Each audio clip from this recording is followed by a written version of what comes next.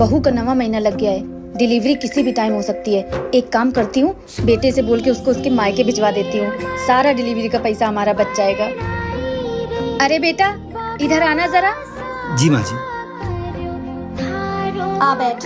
बेटा, बहू का 9वां महीना लग गया है। मैं तो कहती हूँ तू उसको उसके मायके छोड़ा, नहीं तो डिलीवरी का सारा खर्चा हमें को उठाना पड़ेगा। ठीक है माँ, जैसा आप कहो।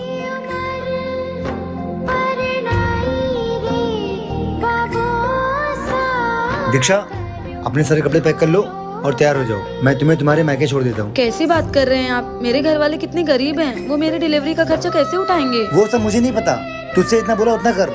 औलाद आप लोगों को चाहिए, वंश आप लोगों को आगे बढ़ाना है। और अगर लड़का हो गया तो आपके घर का नाम रोशन करेगा। फिर खर्चा मेरे मायके वाले क्यों उठाए भला? मुझे तो ये नहीं समझ आता कि आप लोग पैसों की वजह से और कितनी हद तक गिरेंगे। चलिए आप लोग ही बताइए, क्या मेरे माता पिता दहेज देने के बाद भी ये सब करें, जो कि वो गरीब हैं? सुनिए ना माँ जी, वो मेरे सारे कपड़े पुराने हो गए हैं, तो मुझे शॉपिंग करने के लिए थोड़े पैसे दे दीजिए ना। अरे बहुरिया, अब तो बेटवा आ गया है ना, तो हमसे काहे बोल रही है? ये कह रहे थे कि जयपुर के ट्रिप में सारे पैसे खत्म हो ठीक गए। है, बेटवा से मैं बात करती हूँ, अगर कुछ पैसे वैसे चाहिए होगा तो मैं उसको दे दूंगी। ठीक है माँ जी। ठीक है जा, लेकिन अब बड़की बहुरियों को मत बताने लगना ये सब। जी माँ जी, नहीं बताऊंगी।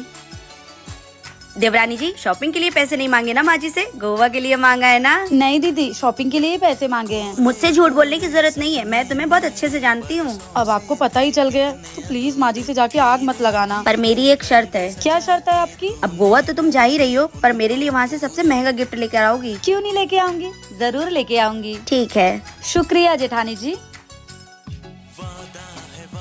ये मेरी जेठानी ना एक नंबर की लालची है, मेरे लिए महंगा गिफ्ट ले आना। ऐसा लगता है इसने महंगी चीज देखी ही ना हो।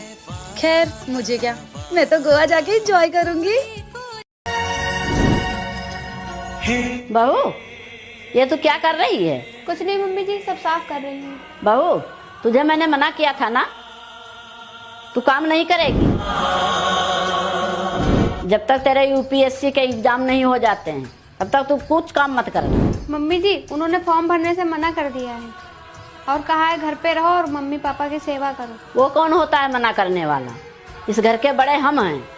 और जा तू काम छोड़, अपना फॉर्म भरो जाके। ठीक है मम्मी जी। भाभी, क्या कर रही हो? कुछ नहीं दीदी, बस अब सारा काम खत्म करके फ्री हुई, अब सोने की तैयारी कर रही। भाभी यार, मुझे बहुत नींद लग पड़ी है और कल मेरी असाइनमेंट सबमिट होगी। आप ये असाइनमेंट बना के सो जाना। ठीक है दीदी। बहू, रात के 2 बजे तू ये किताबें लेके क्या कर रही है? माँ जी, दीदी की असाइनमेंट बना रही हूँ। अच्छा, दिन को घर के काम करती है और रात को इसकी असाइनमेंटें बनाई जा रही हैं। तो माँ जी क्या करूँ, दीदी दे गए तो तू मना नहीं कर सकती। बेटा, जब तक तू ना बोलना नहीं सीखेगी, तू ऐसी पिसती रहेगी, ना तेरी खुद की नजरों में इज्जत होगी, ना तेरी कोई और इज्जत करेगा। ऐसे तो कल को गांव की कमला तुझे कपड़े धोने दे जाएगी, सरला तुझे बर्तन धोने बुला लेगी, तब भी चली जाएगी। नहीं माँ जी, बेटा ना बोलना सीख। जरूरी नहीं है कि तू हर किसी का हर कोई काम करे, तेरी खुद की भी तो जिंदगी है। हाँ जी माँ जी, आज जो हुआ सो हुआ, आगे से ध्यान रखना। मेरी बहू कमजोर नहीं, मेरी बहू स्ट्रॉन्ग है। ठीक है माँ जी।